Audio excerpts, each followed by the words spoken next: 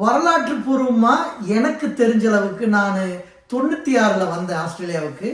அப்போ one nation ஒரு அரசியல் கட்சி முன்னாடி வந்து அவங்களுடைய அஜெண்டா வந்து எப்படின்னா, வேறு நாட்டை சேர்ந்த ஆசிய மக்கள் இங்கே ஆஸ்திரேலியாவுக்கு வந்து குடியேறதை எதிர்த்து அவங்களுடைய போராட்டம் பண்ணி அதை முன்னிறுத்தி தான் அவங்க அரசியலை வாழ்க்கை தொடங்கினாங்க.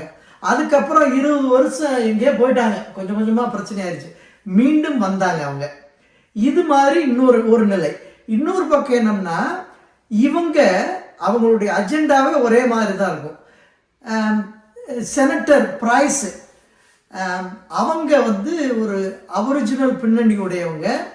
அவங்களுடைய சமூகத்துக்கு எதிராகவே, அவங்களுடைய சமூகத்தினுடைய வளர்ச்சிக்காகவே எதிராகவே குரல் கொடுத்து அந்த வாய்ஸ் ரெஃபரண்டம்னு ஒரு வந்ததை வந்து வளர விடாம, வெற்றி பெற விடாம தடுத்துட்டாங்க.